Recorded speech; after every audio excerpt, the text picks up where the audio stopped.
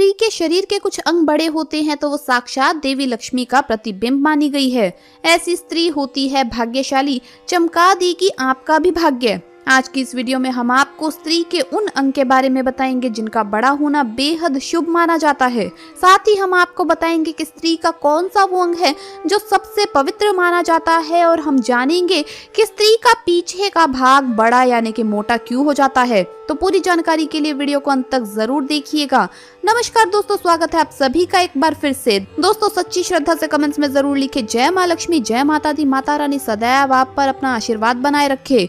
दोस्तों ऐसा कहा जाता है कि स्त्री को समझना बहुत ही मुश्किल काम है। सृष्टि रचयिता ब्रह्मा जी की एक रचना नारी है जिसे वो स्वयं भी पूरी तरह से समझ नहीं पाए। इसी कारण इस रचना के दोष और गुणों का परिमाण लगाना असंभव है। प्राचीन काल से ही कई विद्वानों ने स्त्रियों पर कई ग्रंथ लिखे हैं, लेकिन ये भी उनके स्वभाव का संपूर्ण वर्णन नहीं कर सकते। दोस्तों हिंदू धर्म में स्त्रियों को देवी माना जाता है। शास्त्रों के अनुसार महिलाओं को विशेष महत्व दिया जाना चाहिए।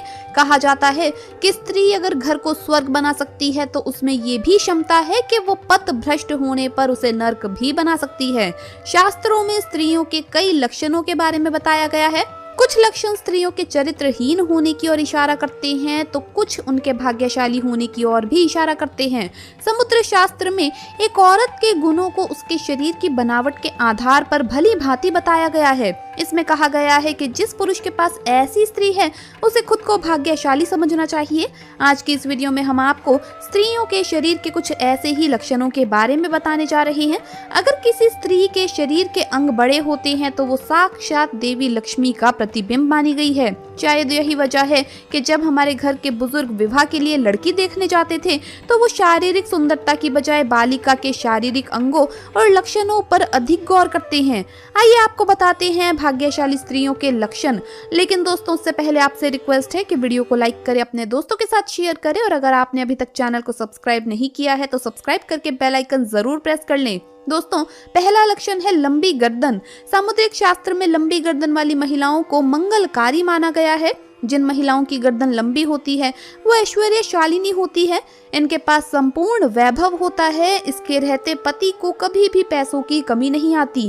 अगला लक्षण है लंबे और बड़े बाल। शास्त्रों में वर्णित है कि लंबे बालों वाली महिलाएं पद्मिनी होती है, अर्थात उच्च कोटि की होती है।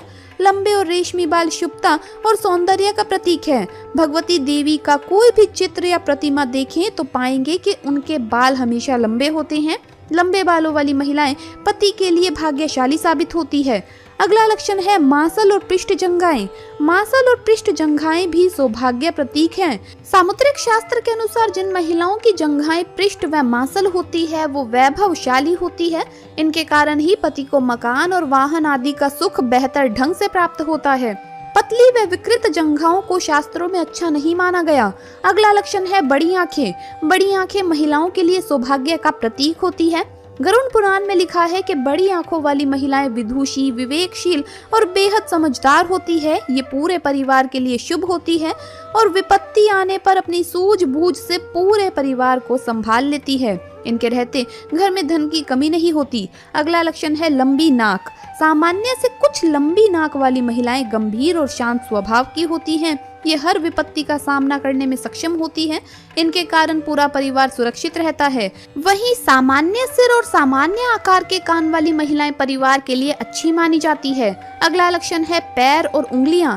सामुद्रिक शास्त्र में महिलाओं के हाथ और पैरों के आकार को विशेष महत्व दिया गया है। सामान्य आकार के चिकने पैरों वाली महिलाएं एक तरह से लक्ष्मी स्वरूप होती है। इनके पैरों की सबसे छोटी उंगली कुछ लंबी और भूमि को स्पर्श करती हुई होती है। ये महिलाएं बेहद ही भाग्यशाली और पति के लिए लकी होती है। इसी तरह हाथों की मध्यम आकार की उंगलियों और चिकने हाथों वाली महिलाएं भी पति के लिए बेहतरीन और लकी साबित होती है।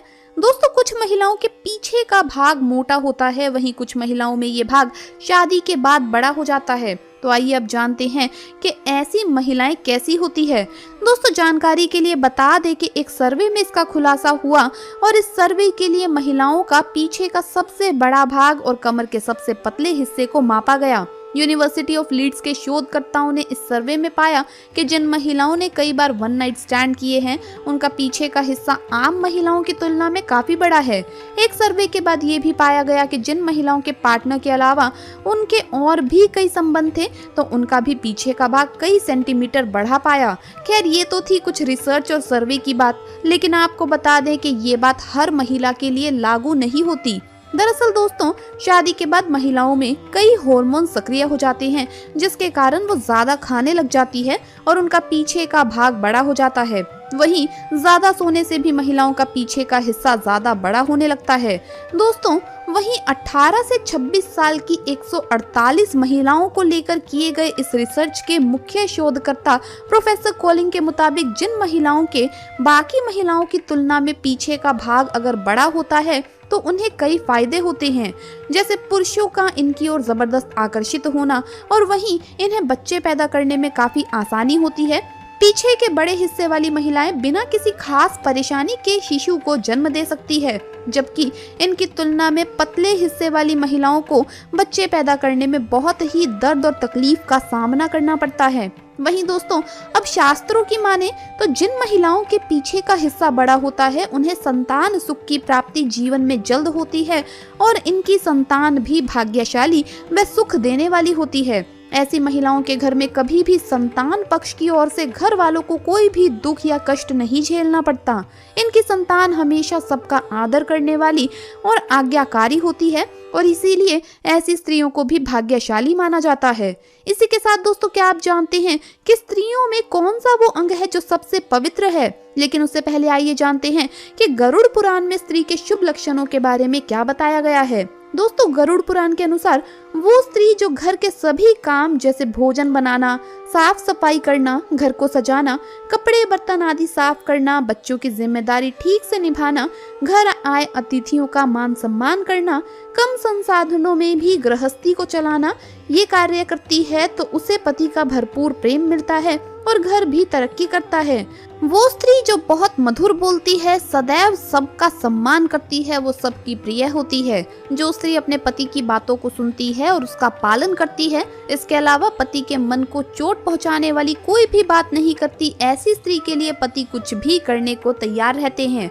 वो स्त्री जो अपने पति के अलावा किसी अन्य पुरुष के बारे में नहीं सोचती, धर्म ग्रंथों में ऐसी पत्नी को पतिव्रता कहा जाता है।